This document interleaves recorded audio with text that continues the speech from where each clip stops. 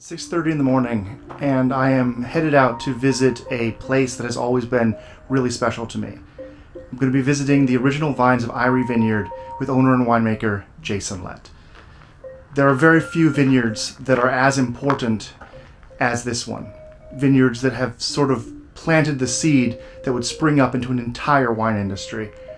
And I've never had a chance to visit. And today, we're going to go there and hopefully learn a lot about it and discover what makes it so exciting.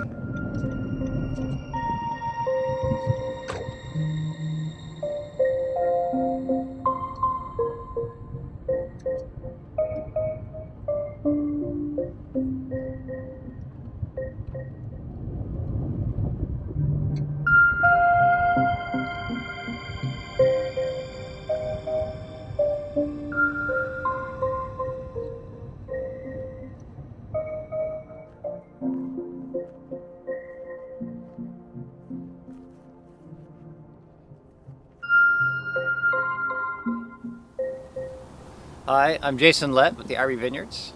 I'm standing here in front of the original vineyard site in the Dundee Hills. So we're located in Oregon. Oregon, sort of geographically in the United States, second down on the left. We're between Washington and California, over by the Pacific coast. And the Pacific coast is actually this way, to the west of us, and to the east of us is the Great Basin Desert. And we're in a valley between two ranges of mountains that separate us from two hostile climates. The Pacific Ocean over there, very cool, very wet, 10 feet of rain a year. The desert over there, that's where all our hot weather comes, on this beautiful sunny day in August. We're going to get some of that heat from the desert. But most of that heat is blocked from us by the what's called the Cascade Range. So we're in this little magical pocket right in between there. And the Dundee Hills, if you kind of look at the Willamette Valley as a triangle, is located kind of up here, up in the top third, sort of scooted over to the west. And you can almost look at the Dundee Hills like a fist. One of our larger producers, Stoller Vineyards, is wrapped around the thumb here. Eyrie and Outcrop, the two vineyards that we're standing at from Eyrie right now, are located on the forefinger. And up this forefinger, we also have our Roland Green and our Daphne Vineyard. And then down below on the middle finger, below the Archery Summit Winery, we have our Sister's Vineyard. So we have 5 vineyards altogether in the Dundee Hills, ranging in a range of elevation from 200 feet down here at the Sister's Vineyard, up to 900 feet at the Daphne Vineyard. In the Dundee Hills, as you go up in elevation, as you do when you go up through our vineyards, 3 things happen. There are 3 changes. The first thing that happens is you change soils. The second thing that happens is that things get windier. And then the third thing that happens is that things get cooler. So the higher you go, the cooler things get. And where we're standing right now is a great place to talk about soils. So we're standing right at the interface of 6 different soils. We've got 3 volcanic soils and 3 sedimentary soils. The volcanic soils are all sort of collectively known in this group as Jory soils, but actually if you start getting down and refining in that group, chemically they're all the same, but they differ in their depth. And so right now we're standing on a combination of Jory, Nicaea, and Gelderman. And so those are soils typified by the depth of their topsoils in descending order. So Nicaea being the thinnest topsoil, and Gelderman being Jory being the thickest. All of those topsoils are perched on top of basalt cobble. Basalt is not a very porous rock, and so it actually tends to capture the rainwater that we get copious amounts of in the winter and hold it all through the summer in those little cracks between the cobbles. And so that's what the vines are accessing. You see these vines behind us, they're very green, very healthy in spite of this being a dry summer. It's because they're tapped into those deep sources. The other 3 soils here are going to be sedimentary soils, starting with kind of over the top, the Missoula flood soils from about 15,000 years ago. And then if you look behind me, you'll see that there's like a little temporary stream bed behind us. That runs water in the winter and brings with it small amounts of silt, and those silts build up and create the Dayton and Amity soils. So those are the 3 sedimentary soils, and they overleaf the top of the volcanic soils. And depending on your elevation, you get varying sort of quotients of sedimentary or volcanic until you get so high that finally you're on pure volcanic.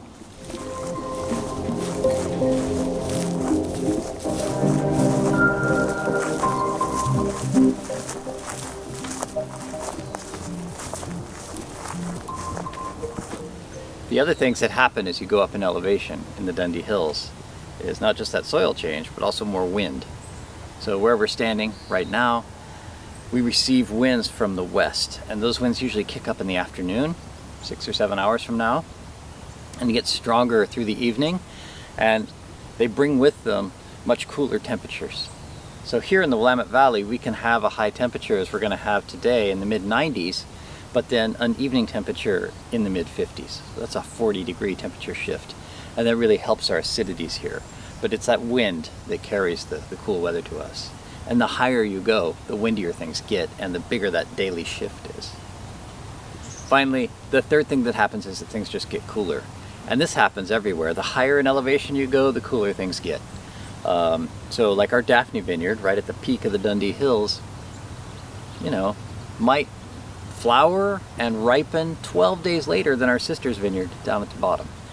And it's nice to have that span, because I can control my picking decisions based on the vintage. If it's a cool vintage and I need more richness, I'll let this lower elevation hang longer and bring that richness in. If it's a warm vintage, as we're having so many of these days, it's really nice to have these high elevation vines. Pick those a little earlier, bring a little acidity, a little sprightliness into the mix.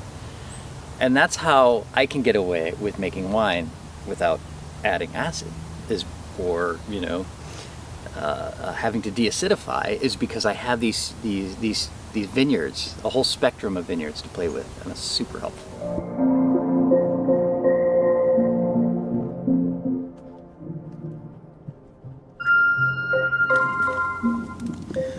So we're entering Veraison right now. It's the stage where the grapes kind of announce who they are, what they are. You can see this is Pinot Noir, and it's moving towards its colored phase. This is a really exciting time of year. One of the things that happens this time of year is that you can weigh these clusters, and they're about half the weight they'll be when they reach their final ripeness.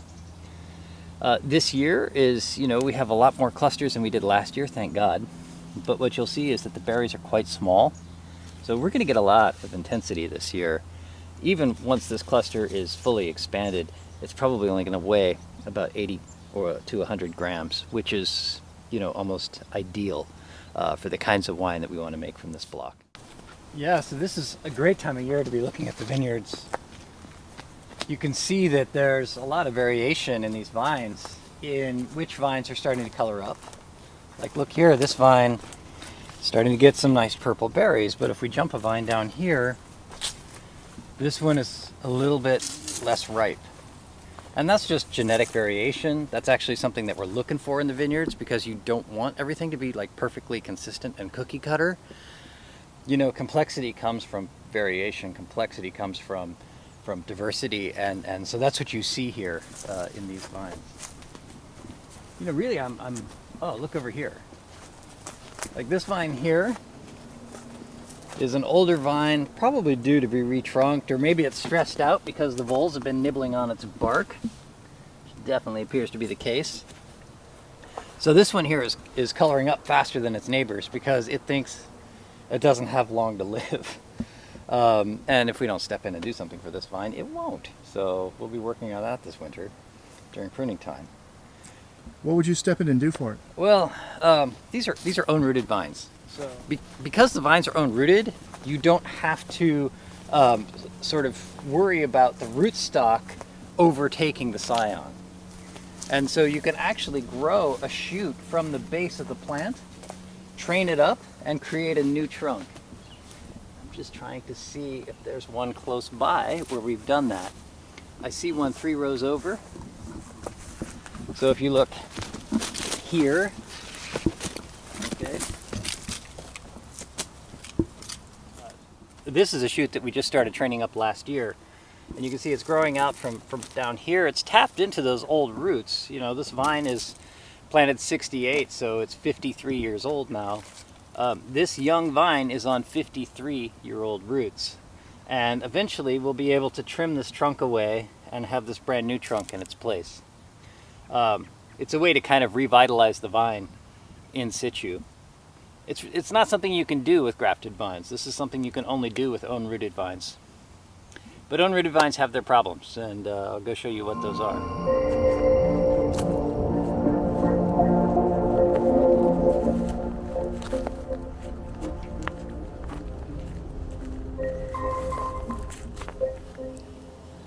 So we're standing here at the Eyrie Vineyard. These are the first vines planted in the Willamette Valley back in 1965.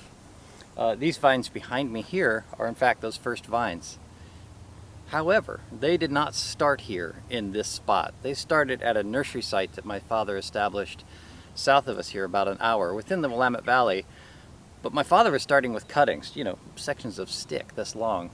And they needed a place that was irrigated, that had rich soils, basically the exact opposite of what you want in an established vineyard. And so he found a spot in a grass seed field south of here, planted the vines, let them grow out for a year, and then brought them here with the help of his new vineyard assistant, my mother, in 1966, and planted them in this present spot. So the vines are from 65. They've been growing here since 66. What is an Eyrie? My father's newly recruited vineyard help, my mom, named the vineyard. And she was an English major, so she knows fancy words like Eyrie. And an Eyrie is a hawk's nest. And as my folks were planting the vines in this big tree behind me here, there was a pair of hawks that were nesting and sort of, building their nest and having their babies. And my parents were planting their vines and getting ready to have their babies. And they just felt a real kinship and connection with the hawks that were here. And so it's named the Eyrie Vineyards after the hawks that lived here. And the hawks still live here today. I just picked up this feather down the row there. And this is a feather from a red-tailed hawk. And every Eyrie label that you see is probably going to have a hawk on it or, some sort of abstract watercolor if not. But we're always trying to refer back to the ecology of the place, and that's really what the name symbolized and always has symbolized.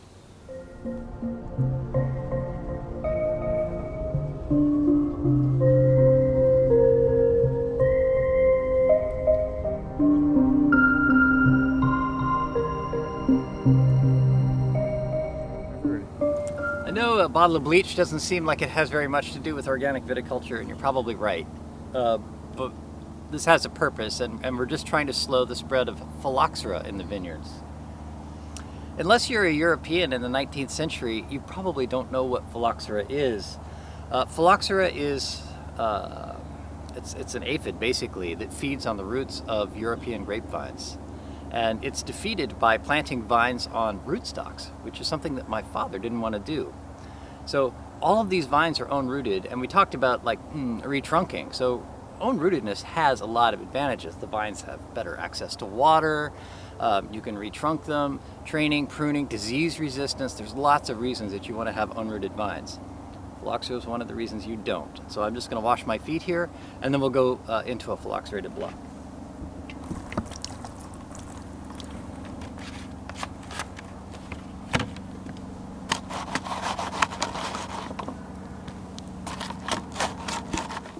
Let's talk about phylloxera.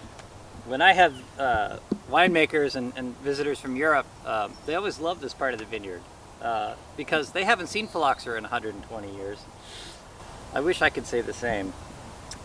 This poor vine has just a little bit of green here. It's still struggling along, trying to survive. And you can see behind me here that we've already started the process of taking out vines. I've grown up working with these vines. I'm almost as old as they are, and so this makes me very sad to see this. You can see this vine here is completely given up. This one is still struggling along, trying to give us something. Yeah, there's really nothing you can do about phylloxera. The only thing you can do is to replant on rootstock, and it's very sad. We are, however, trying to extend the life of these vines for as long as we can. And one of the ways that we do that is we don't plow. So if you look between these rows, you'll see our native grass cover. It's brown and dry looking right now. It's not dead, it's just dormant. And as soon as we get a rain, that stuff will wake back up again. But something else you'll see is like between the rows here, we're also leaving the grass. And in the spring, when everything is up and blooming, you'll see 15 to 20 different species around each vine. There's a lot of genetic diversity tucked around down here living underground. And it's all dormant right now because really the only thing that can survive in this summer heat is a grapevine. A lot of people ask me about sort of what the future looks like at Eyrie, and obviously, you know, when I came on here, it was right at the time when Phylloxera was settling in. You know, our winery, we'd been working in it at that point for 45 years. And my dad had amassed quite a collection of library wines. And so I view my challenges as we go forward as, you know, sort of releasing those library wines to the public and making sure that they taste the way they're supposed to. You know, someday I've got to rebuild that winery. Still haven't done that yet. And, you know, especially important is to maintain the estate by replanting vines as they pass away. And because of the Phylloxera problem, you know, that's an accelerated need.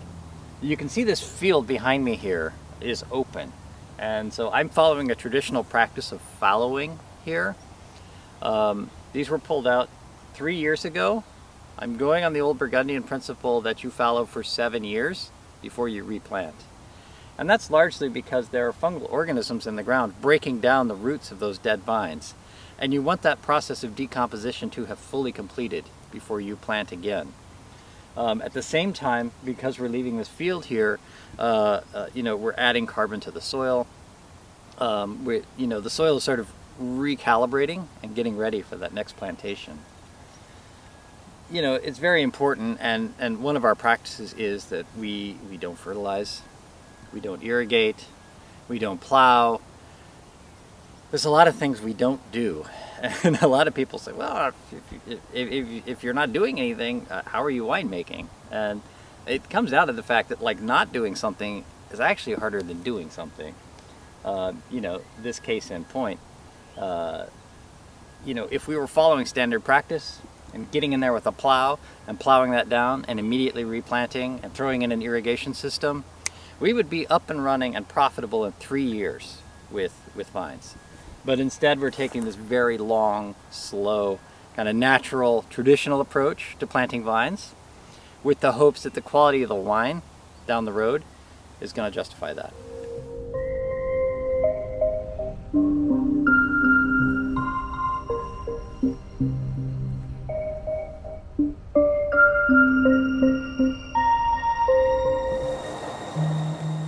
So this is where I grew up. You know, these vines are just a couple years older than I am, and I definitely grew up working here. I followed my dad around, you know, from the time I was 3 till the time I was 13. And like every kid, probably, when I turned 13, everything my dad did suddenly became lame. And so, you know, I continued to work here for pocket money. I can definitely remember, you know, coming through these vines and tending them as a teenager, listening to my Walkman, high-tech stuff. But, you know, that was just to make pocket money. I paid for a ticket to France to go be a stagiaire with the Drouin family in 1987 by working in these vines. And that was a great experience, but unfortunately probably lost on a 17-year-old. At that time, I didn't think I wanted anything to do with the wine business. And I was just using it as my entree into a beautiful place, and it was a beautiful place. It still is. But I do think I was able to absorb enough there that, you know, the wine business always kind of stuck in the back of my mind. And even though I moved away and I lived in places like Connecticut and New Mexico for 10 years and stayed away from the family domain, these vines brought me back. You know, they're siblings. And not really knowing how they were going to be taken care of in the generations to come, I realized it was just time for me to step up. And at the same time, I'd gotten a degree in plant ecology and kind of realized that if you want to understand how plants interact with their environment, wine is a great way to do it. I mean, you know, wine just distills that experience the plant has had for 100 days in this place, on these soils, with these conditions, in this climate, you know, it's just pulling all these factors together into a glass, and it's just amazing. So when you drink a glass of wine, you're getting an incredible amount of information delivered straight to like the deepest parts of your brain. And that to me was just something that was too attractive to pass up. So I came back here in 1997, worked a harvest in one of the most difficult vintages of the 90s, and loved it. And asked my dad if I could come back and work in wine. And both of my folks were surprised because they had thought that that was kind of the last thing on my mind. But we worked together on and off for 5 or 6 years. I went off and started my own wine label called Black Cap. And then in 2005, my father's health really took a turn for the worse. And so he invited me back to be the winemaker and really just very gracefully executed that move. Just said, Jason, from this point on, all decisions in the vineyard and winery are yours. I just ask that you ask my advice from time to time. So that's how we worked it out. And so we were able to work together on that basis until 2008. He passed away. And I've been running the business with the help of my co-owner, my mother, ever since. I'm very grateful to do it.